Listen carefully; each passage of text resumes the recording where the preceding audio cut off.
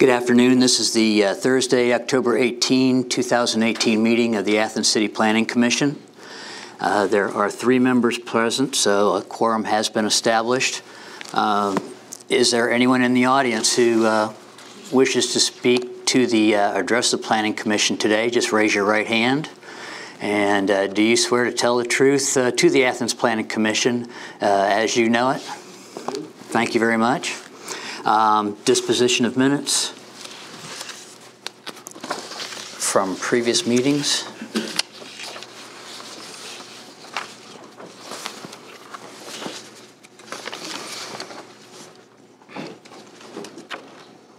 I've looked through. Yeah, I don't note any changes that need to take place. I make a motion to adopt the minutes. I'll second. All in favor? Aye. There are 3 in favor. There are 2 absentees. There are no cases today. Communications, Ohio University new chilled water plant, North McKinley Avenue. Good afternoon, Mr. Suroy. Do you care to introduce us to this? Yes, good afternoon, commissioners and public. This is a communication for Title 41 site plan review for Ohio University's chilled water plant. This is purely a communication.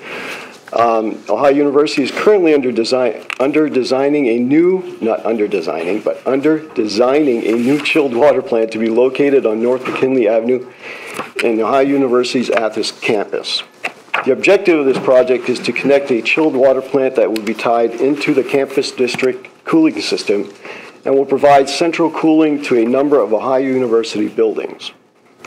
The attached letter, which was provided from Ohio University, explains that they are invoking government property exemption under Athens Code 230319, government property exemptions, which reads as follows. The administrative authority of all governmental units, including city, township, county, state, and federal units, must make a reasonable attempt to ensure that their building and grounds conform to the regulations of the zoning code. When such authorities find they cannot conform to these regulations, they shall inform the Planning Commission in writing the nature and the reasons for such non-conformance. Some of the facts: the applicant is Ohio University, Architect Design and Construction, 160 West Union Street, Suite 154, Athens, Ohio. The parcel number is A as in Alpha 02707000400. Its zoning is R3. The current land use is an OU parking lot. The proposed land use is a chilled water plant. Proposed number of buildings is 1. The building size is 17,142 gross square footage. And again, the surrounding land use is R3. That's all. Thank you. Would a representative from Ohio University care to take the podium and address the commission? And just please state your name and I guess the department in which you work. Good afternoon, or I guess good morning, depending on your perspective. I'm Steve Wood. I'm the Chief Facilities Officer and Senior Associate Vice President for Facilities Management and Safety at Ohio University. We did not come with a presentation today to make to the Planning Commission, yet, however, we are here to answer any questions you may have about the construction of our chilled water plant 3 at the location identified. Are there any questions from the audience at this point? Okay. Just a couple. Okay. As far as location, can you give us some background as far as site location and the reasons behind that? Sure. We identified that site primarily because when we look at our district system, we are suffering some capability or capacity on the east side of campus. And so when we were looking at that, we were identifying areas on the east side of campus that we could improve or add additional capacity to the plant. When we looked at our land holdings, that was a good location as far as its relationship to the rest of campus, as well as future growth in that area. Mayor, Christian, question? No question. Thank you very much.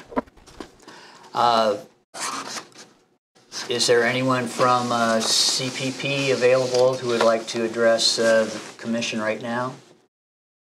Sure, why don't you come on up, and if you could state your name, who you work for?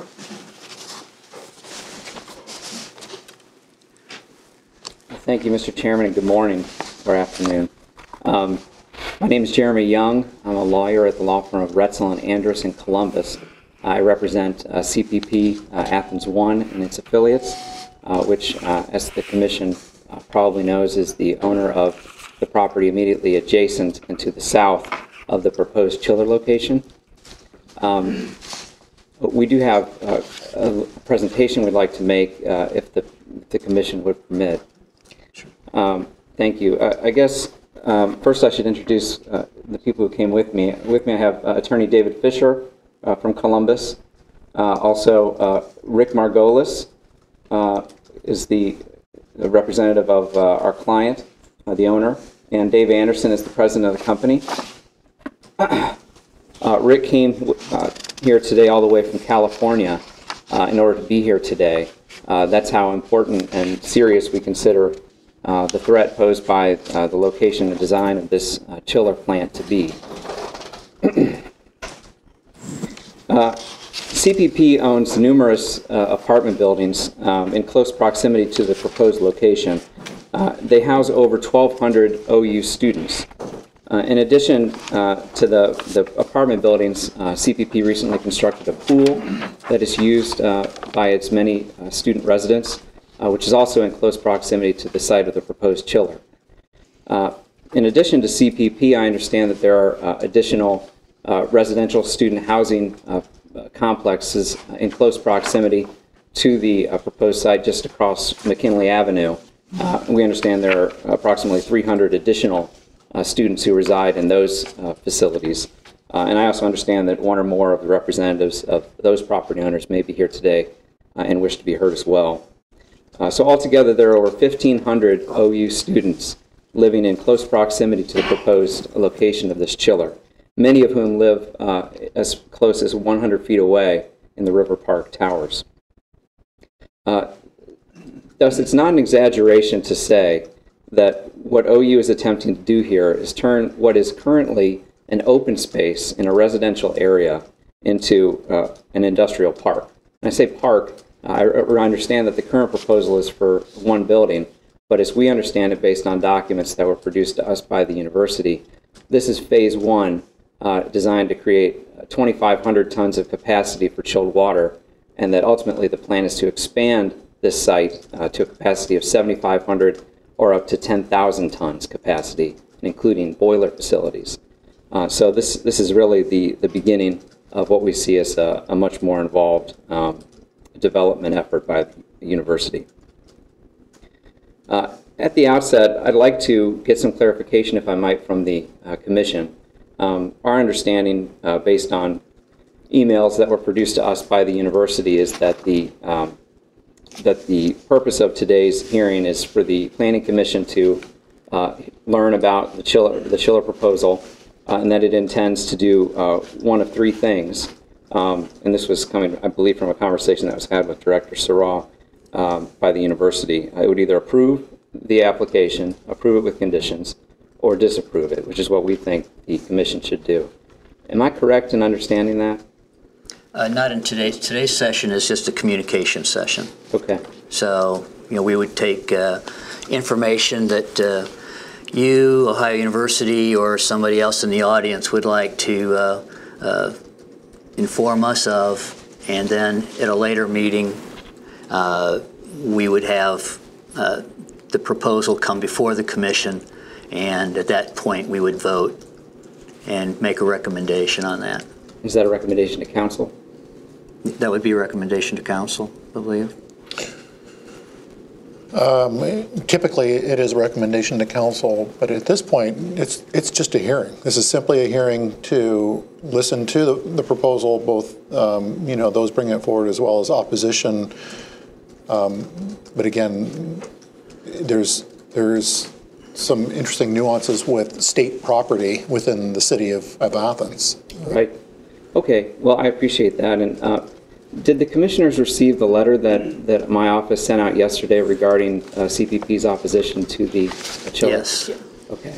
And is that a part, like an official part of the Planning Commission's record going forward? That would be put into the records, yes. Okay, very good. As the commission knows, we have a court reporter here today, and we called ahead of time to make sure that was okay. I'd like to give the court reporter a copy of the letter, just so that the record that we're maintaining is complete as well. Sure. If that's okay.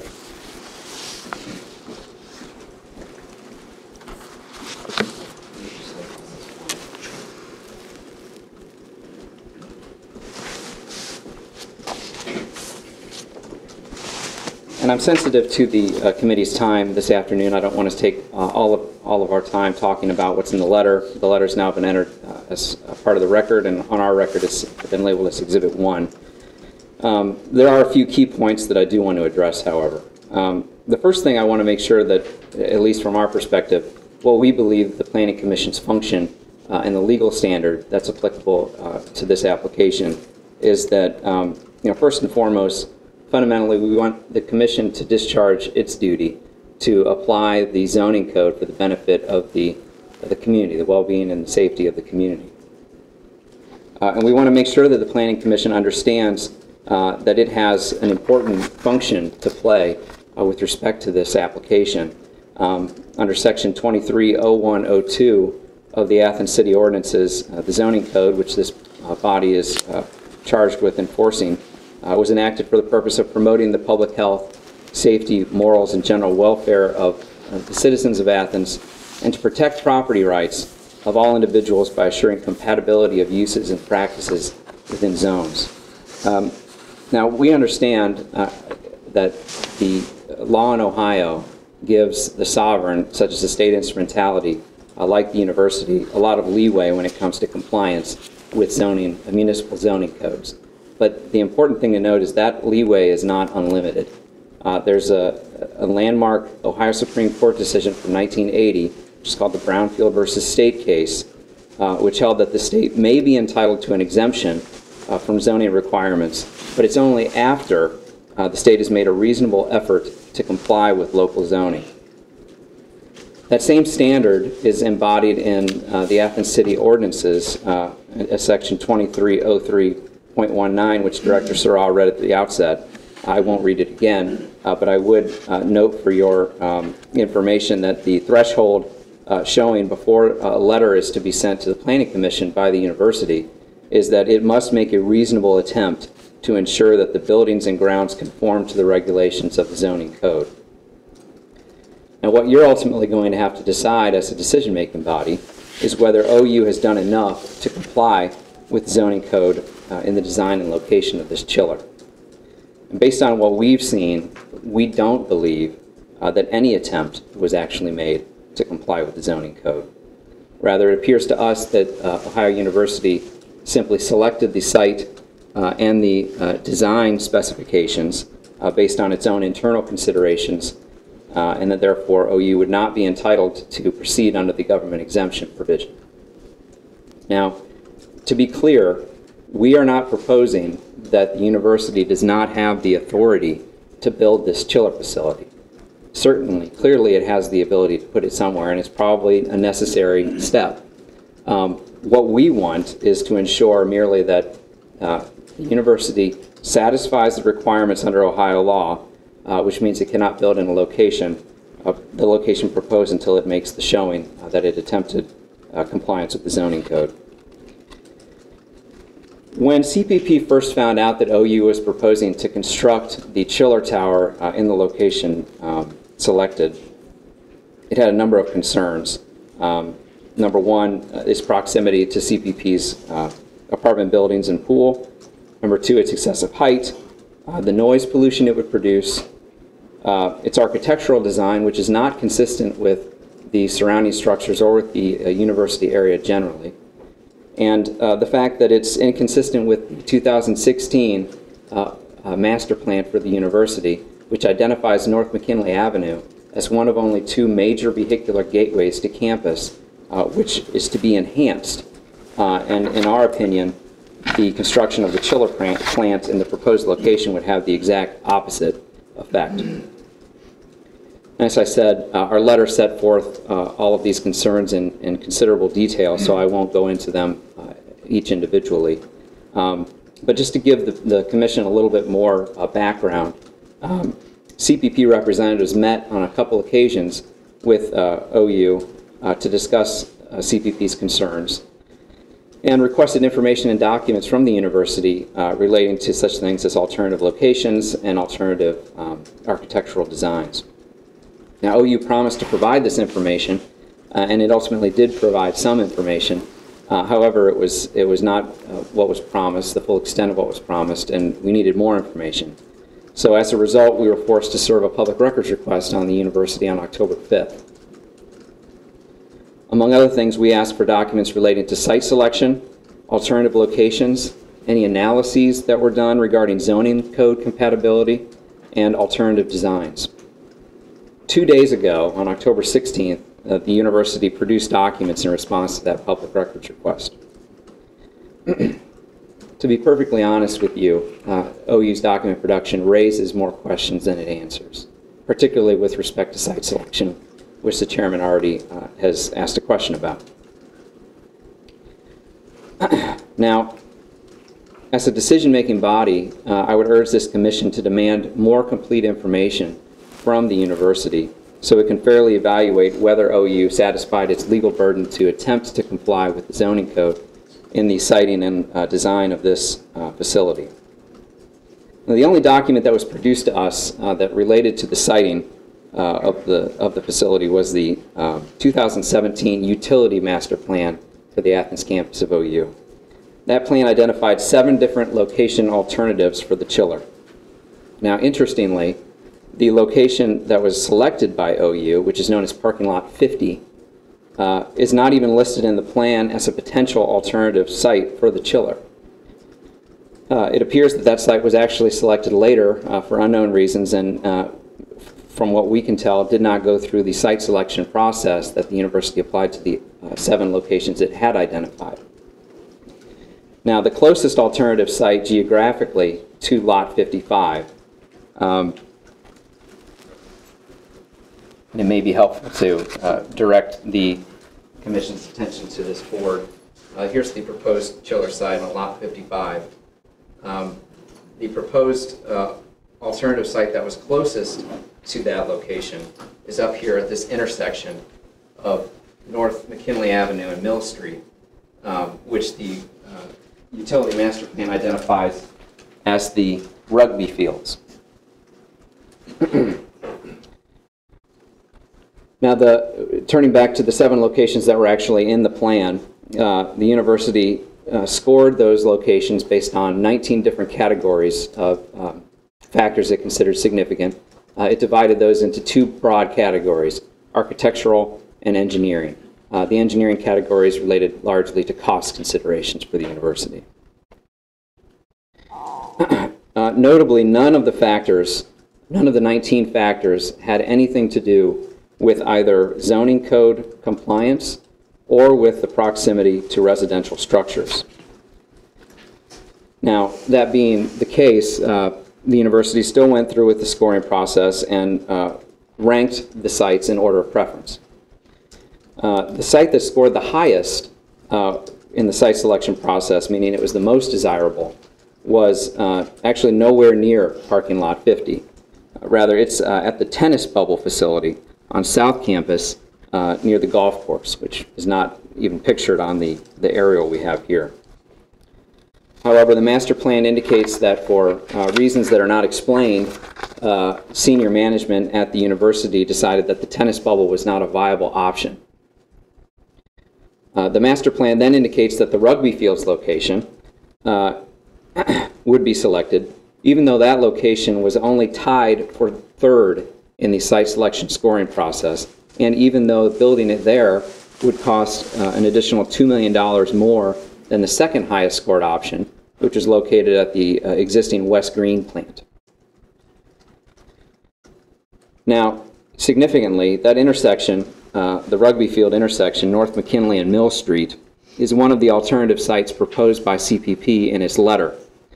And there's actually a parking lot at the northeast corner of that intersection that is already owned by Ohio University. This location is directly across McKinley Avenue from property that is zoned M for industrial uses. the chilled water plant would be far more compatible with buildings that are permitted in that zoning classification than in the R3 zoning classification in the midst of all of this student housing and the 1,500 students who live there. Now, the other alternative proposed by CPP in the letter is within the athletic fields, closer to US 33, and that also appears to be within the greater area of what is identified as the rugby fields in the master plan. And that site also has the virtue of not being right on top of residential housing, which is why it's being proposed as a potential alternative. So when you look at the information, even according to OU's master plan for utilities, both of the alternative sites proposed by CCP in its letter are more appropriate for the chiller facility than is Lot 50, which is what OU selected for unknown reasons. Now, among the other documents that were produced in response to our request was an email from September 14th from Greg Robertson at Ohio University. It was an internal email to other OU individuals and summarized a meeting that was held on September 6th with representatives of CPP regarding the chiller. And it indicates that OU representatives learned for the first time at that meeting from talking to my clients that the university actually has a legal obligation to at least attempt to comply with the zoning code with respect to the chiller facility. Before that time, as the documents we've received bear out, there was no consideration given or discussion regarding that legal obligation. It seems that the university was completely ignorant of that obligation, from what we can tell. And of course, that begs the obvious question: how could the university possibly satisfy the legal burden that it has to show an attempt to comply with the zoning code when, until a month ago, long after the fact, it wasn't even aware that that obligation existed? Shifting gears to talk about another area where there are more questions than answers is with respect to the sound study commissioned by OU for this project. OU engaged Ascentech to perform a preliminary sound study, and that sound study was discussed in detail in our letter, as was another report that CPP commissioned by Henderson Engineers to review and evaluate the Ascentech report. Now, focusing on the Ascentech report, perhaps the most salient takeaway is the fact that it found that the chiller facility will produce a constant sound on the magnitude of a passing freight train for CPP's residents at the nearby apartment complexes. It's also incomplete in a number of alarming ways and inaccurate, as noted by the Henderson report. Just briefly, it understates the level of noise that will be produced by the cooling towers. It overstates the effectiveness of the proposed noise mitigation steps that Ascentech recommends. It sets a sound criteria that is inappropriately high for a quiet residential area like this student housing area. And even if that threshold is met, based upon the decibel levels that will be produced and the way that human physiology perceives those decibels, the sound that will be produced will be double what the current sound landscape is in that area. And finally, it accounts for only the noise that's produced by the cooling towers on top of the facility, and not for all the additional sounds and noise that will be produced by this plant when it's constructed, things like exhaust fans, air handling units, and the like. Thus, the noise pollution identified in the Ascentech study, which is bad enough as it is, understates its true magnitude. Indeed, the Henderson report indicates, and you can read about this in our letter, that the chiller will violate the Athens City Noise Ordinance, which is 130410 of the Code of Ordinances. And importantly, one of the criteria that this Planning Commission is charged to evaluate when considering this application is whether there will be any nuisances created by the project, and in specific, any sound nuisances that will be imposed upon abutting properties. Based upon all this, I would urge the Commission to require a more detailed and comprehensive, reasonable sound study from the university before it takes any action to approve this application. As a matter of fact, I happen to personally sit on the Planning Commission in my hometown in Granville, and we review sound studies such as this, and I would hazard a guess based on that experience that if a sound study like the Ascentec study came before this body by a private developer, it would not be acceptable. And I urge the Commission to hold the university to the same standard. In conclusion, I would reiterate that this Planning Commission is empowered and duty-bound to carefully evaluate OU's proposal and to require compliance with the zoning code unless OU satisfies its burden to show that it attempted to comply with zoning and was unable to do so. We would submit that the letter submitted to the Planning Commission by OU falls far short of carrying that burden. And on the record that currently exists, it appears that OU has completely failed to show any effort to comply with the zoning code. Indeed, as we saw, it seems they didn't even know about it. In a situation like this, this Commission has the authority to deny OU's attempt to proceed with construction of the chiller plant in the proposed location under the government exemption provision that OU is invoking. And it should do so for the benefit of not only CPP and the other property owners in the area, but also for the 1,500 students who call this area home during the school year. And just to reiterate, like I said at the outset, we're not proposing that OU is not able to construct this facility. We simply want it to be built at a different location and one that makes sense from a planning perspective and the perspective of safeguarding the health and well-being of the community. At this time, I'd welcome any questions you might have, and then I would like to turn it over, if I could, to Rick Margolis, my client representative. Do you have any questions? Okay. Rick? Thank you very much.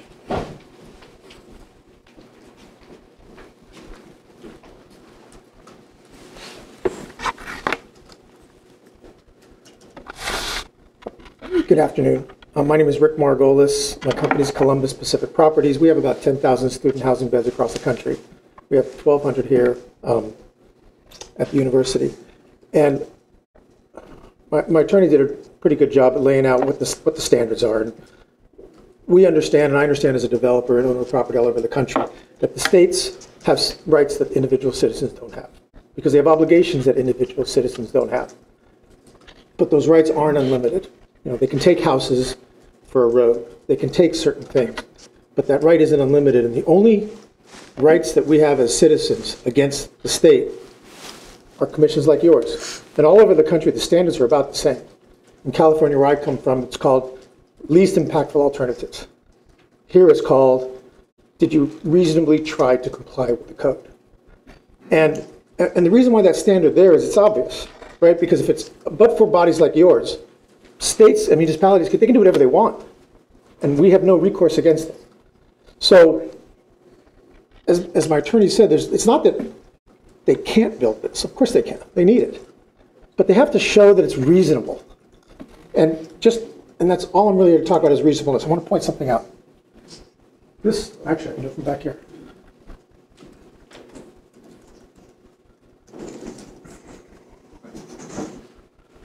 This building over here. So a few years ago, the church behind River Park wanted to sell its property because they were moving locations. And we bought it to put up student housing. And we did our analysis and hired our architects and our engineers, and we did analysis. And we have, as you can see, 8-story buildings surrounding this building. And we thought it'd be reasonable to put up a 4-story student housing complex there. The code allows 3.5 stories. So we were looking for a half-story variance. We came before the city saying that it's a 3.5-story building surrounded by our 8-story buildings. It's not going to affect anybody's view shed. We think it's reasonable. Can we get a half-a-story exemption? And the BZA said no. And the reason why they said no is they said, look, we have zoning codes, and we have ordinances, and we have rules, and people need to abide by them, and they need to comply. And if we give you an exemption, then we're going to give somebody else an exemption, and it's just not right. So even though it's only surrounded by you, and it's tucked all the way back over here, the answer to us was no. So we said, fine. We went back and redesigned, and they told us to take off the top story. So we took off the top story. That decision cost us maybe $2 to $3 million for a top story up at that building back here. The height that we were proposing that was turned down comes to about here on this building. And we were told no, because back here it was too obnoxious.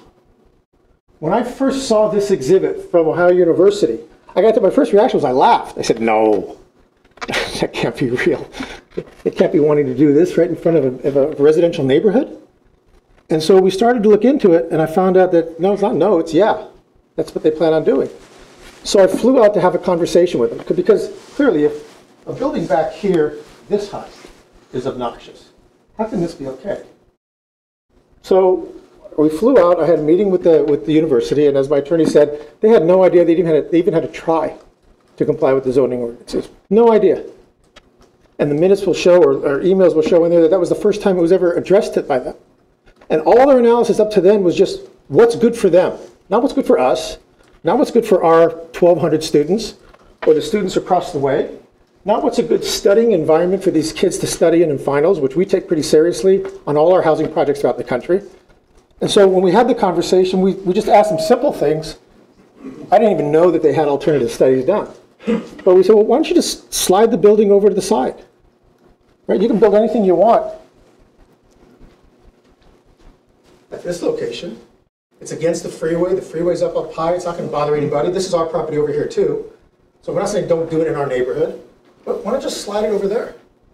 Why not put it up over here where the zoning is manufacturing? That's a little more compatible. It's still obnoxious. It's still on the main road, but at least it's in a manufacturing area, not in the middle of a residential neighborhood. We got no answers. When we designed our building, we tried to, this is it down here too, there's a close-up of it. We tried to comply with the architectural standards of the neighborhood. We always try to be a good neighbor. We want to fit in. We want to know what the neighbors want and what they don't want. So we fit in. This construction isn't inexpensive. You know, brick, it's expensive. We got a little bit of a contemporary flair to it, but we kept it in keeping with the neighborhood. This they want to put out in front of everybody in a big metal glass building. So I guess all I'm saying is you have the authority to require them to be fair. You have the authority to protect the kids who live in this neighborhood. There's another landowner here who didn't know anything about this process. I've had my company for 25 years. I've never been involved with a development where the community wasn't involved in the planning, where the stakeholders weren't given an opportunity to talk and have a discussion about what everybody wanted in advance, so we can talk about different alternatives. You know, this decision cost me $3 million. Moving this building off to the side to protect a residential neighborhood will cost a few $1 million. But does the money matter? It's enforcing the rules, I think, is what matters. Keeping a neighborhood is what matters. And there are alternatives. They come back, by the way, and they say, and they show you that we tried everything. There's not a location on any of our property that works. There's not a location on any of our property. We sized the most quiet equipment possible, which, by the way, nothing in their report shows. They have one selection, piece of equipment. I've been told that there's quieter equipment, there's better options. They haven't even been considered. That's the obligation that they have to you. So I'll let other people, I'm here to just ask for fairness. They can do what they want to do, yes, but you have the authority to make them be least impactful to the entire community and to violate your rules the least amount possible. That's all we're asking that you do. Thank you. Thank you very much.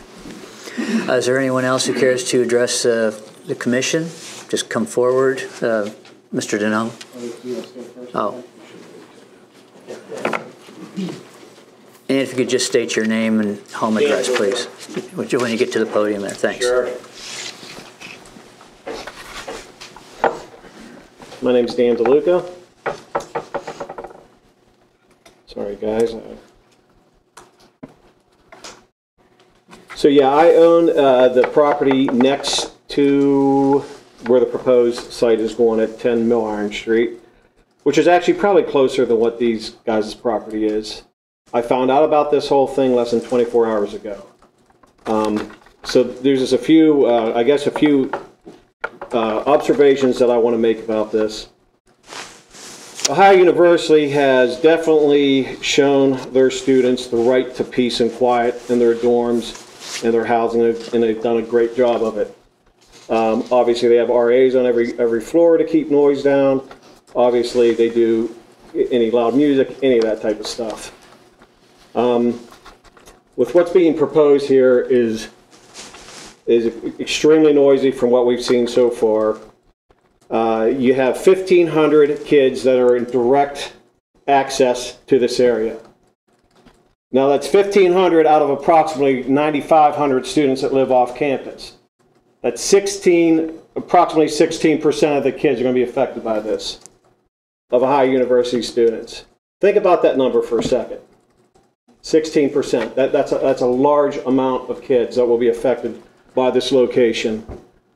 With these noises and that kind of thing, we all know that this does cause students to have worse study habits. There's problems with irritability and that kind of thing.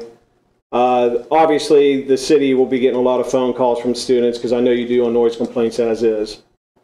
This area is also considered, isn't this a high density built area down there as far as for housing, Rick?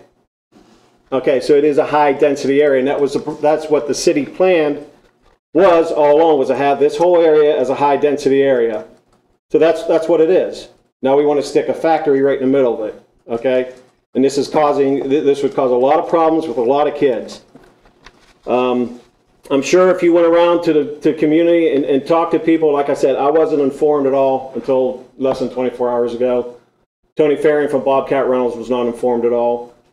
This is the first we've heard of it. And like I said, our property is probably actually closer than what theirs is. So if theirs is a freight train, then I guess ours is going to be a tornado, because I really don't know. We haven't seen any studies, haven't heard anything about this at this point. So, I'm sorry, hold on a second, guys. Have not heard anything on the sound studies at all. I mean, with our property, I guess they did one on River Park in that area, but not on ours. This, like I said, the biggest damage this will do is to 1,500 of OU students. That's what we're talking about here. So we really got to, I mean, it needs to be considered here on what the effects of this is really going to be. It's not just, okay, it's noise or whatever. I mean, just imagine if housing all around town had that kind of noise coming from them 24 hours a day. Think about what kind of a mess we're going to have, okay?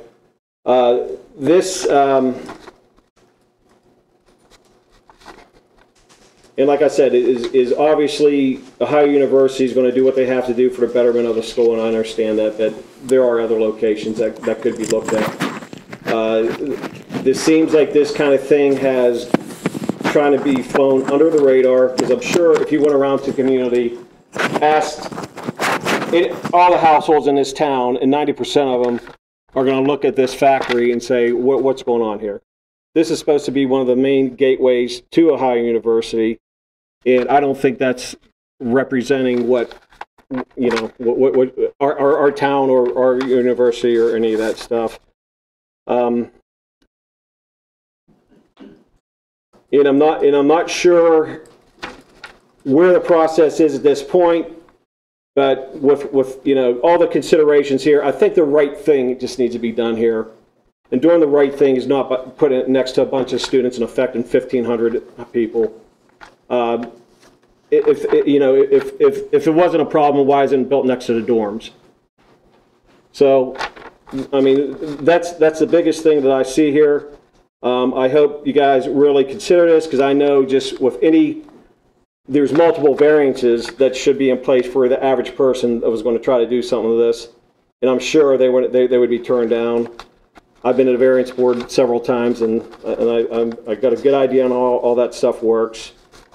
So please give us consideration of what you're doing, the damage you're doing to these kids, and the problems that this is going to create in this town. That's all I have to say. Thank you. Thank you. Before I return to you, is there anybody else in the audience that wants to address the commission? And before you do, I have a comment, and it is just a comment, a point of clarification, and that is that, you know, under the city's comprehensive plan, and this is in reference to the comment made about this being a high-density area. Yes, there's a lot of students who live there, but the City of Athens does not have a zoned area that is an R4 high-density housing area. We go as high as R3, which is multi-unit, which is an apartment complex. But to the comment made, I just want that to be clear, that the City of Athens does not have anywhere that is zoned R4 high-density. But to acknowledge Mr. DeLuca, yes, there's a large number of students who live in that area. Okay, but that was, I think that was part of the original comprehensive plan, wasn't it? It was. What was under the comprehensive plan was to have an R4 neighborhood area. And this is the intended area. Is there anyone else before have no one else? Okay, go ahead.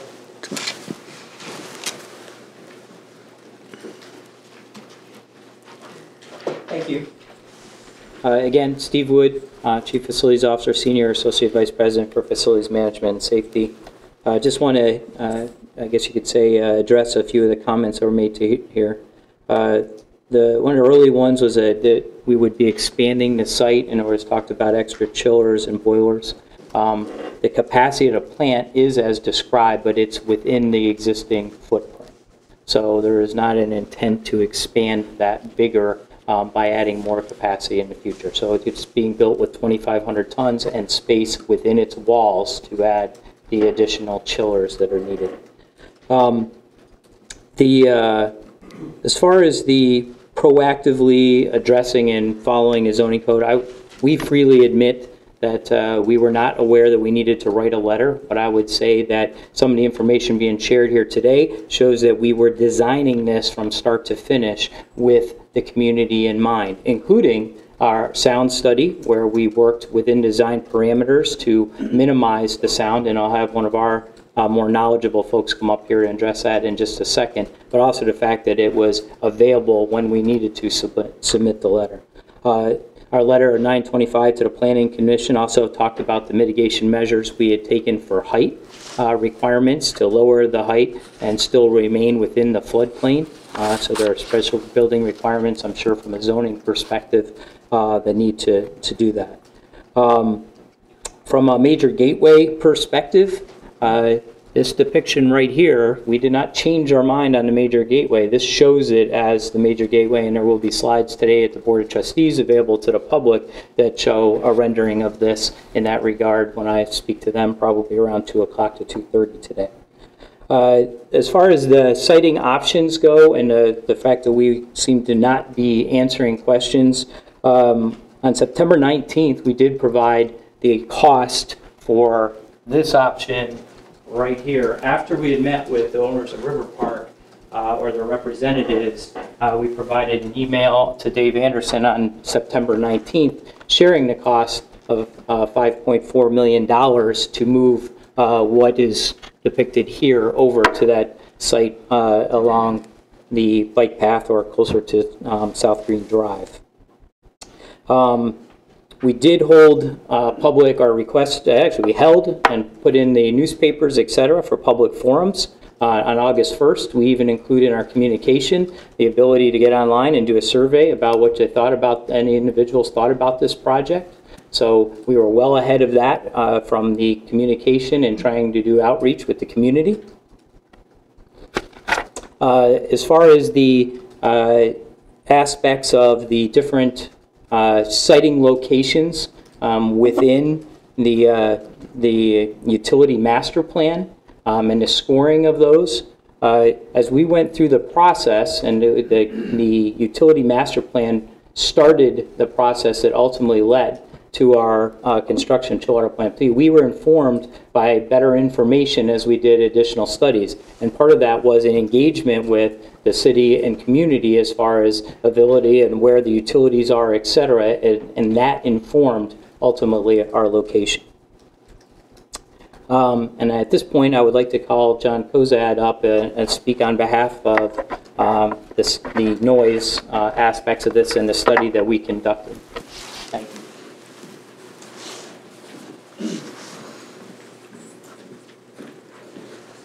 Good afternoon.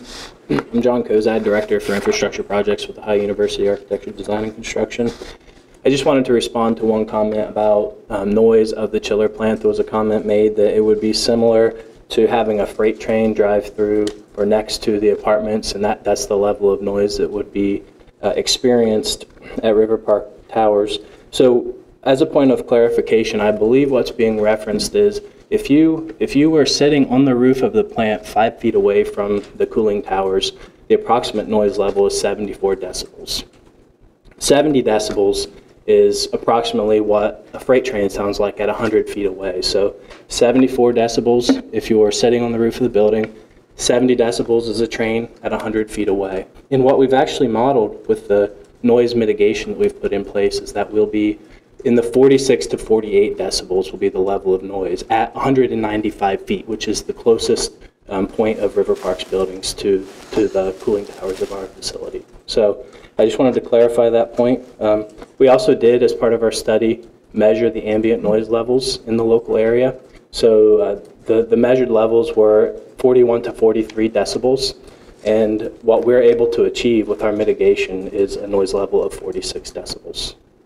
Are there any questions or any clarification? Yes, Go ahead. did you do the study on Mill Iron as well, on the So- decibel level? Because that's actually closer to River Park. Yeah, so there is, the closest residence is 165 feet, so River Park is 195 feet. We have modeled that. I don't know the numbers off the top of my head, but we do have the report that shows what those noise levels are.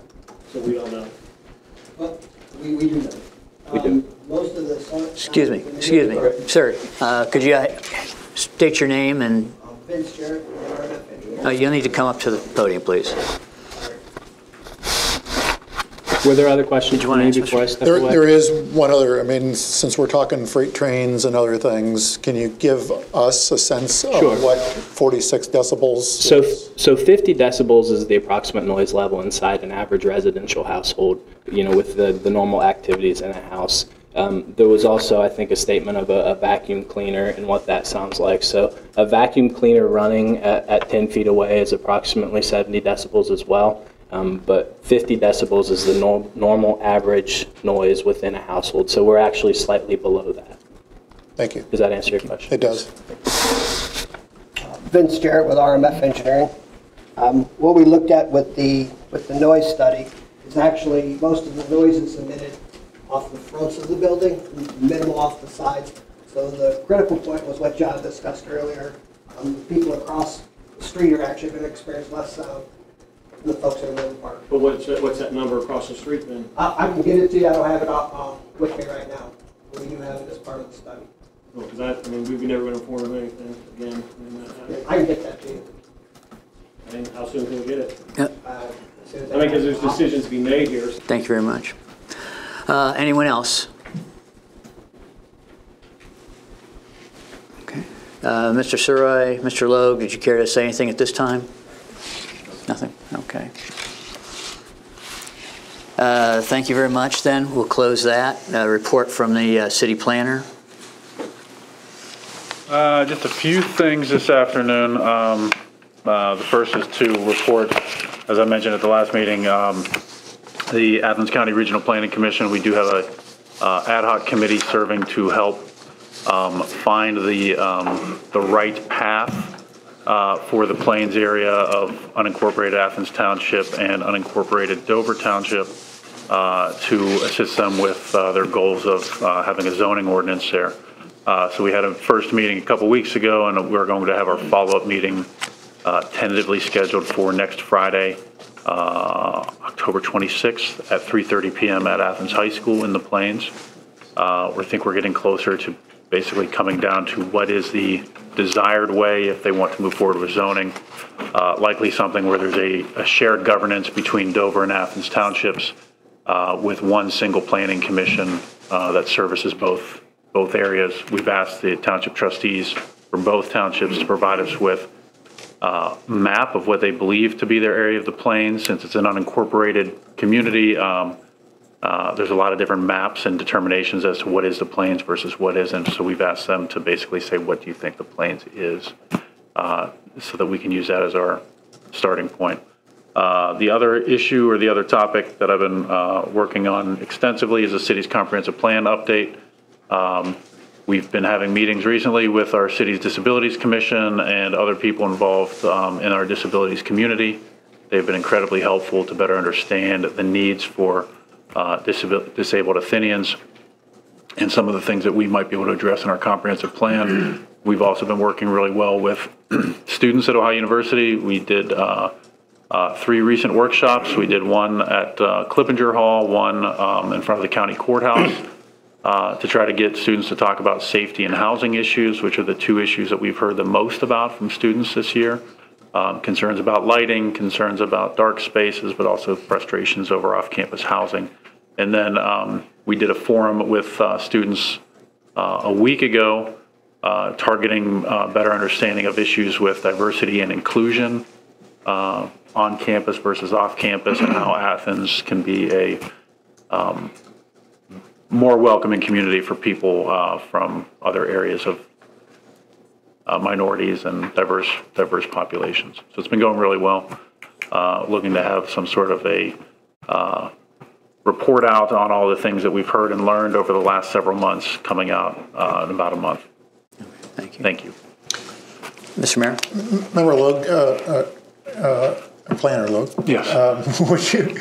Would you like to give an update on the meeting that was just recently held with Chris Schmank and Price Finley from Ricker and Eckler about tools that can be used in the city for housing development? Absolutely. You may need to help me out a little bit, Mayor. I didn't have my notes with me on that.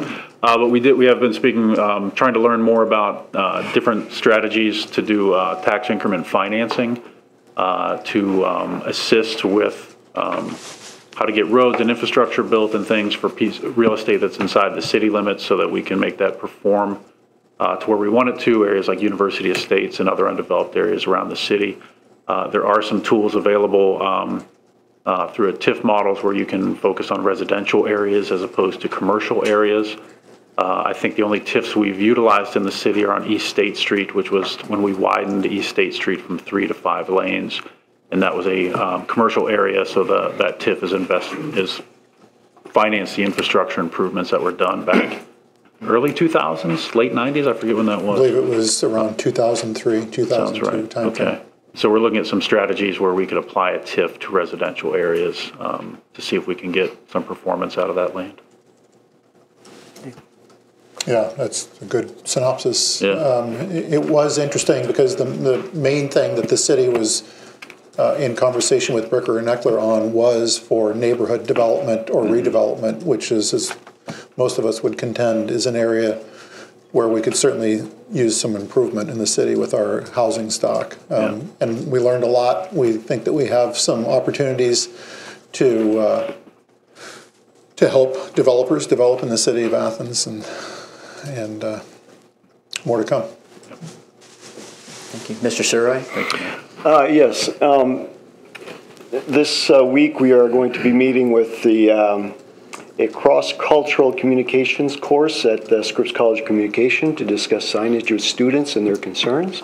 The service safety director and myself and the police chief will be attending this little conference to address some of the issues that they asked of us. Last week I attended the FINA, which is the Far East Neighborhood Association, and had an evening meeting with them, and we discussed all sorts of concerns, and I think it was a positive turnout. I addressed a lot of their concerns, and they have a better understanding of what code is responsible for and what we can do for them. Thank you. Anything you'd like to? Thank you very much, Mr. Surai. An opportunity right now for citizens to speak about items not covered in today's agenda.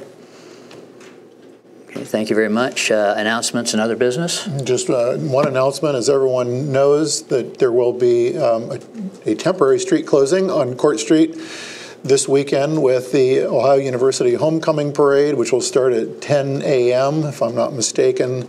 The parade route will pretty much stay the same. And then just as a heads up, since we won't have a planning commission until after the 27th, there will also be planning ahead a rather significant street closing on Court Street for the Halloween block party coming up. So, and I do encourage people to come and attend Honey for the Heart Parade, which will be at 6 p.m. on Court Street, again on the 27th of October. Thank you, Mr. Mayor. Our next meeting will be November 1st, 2018.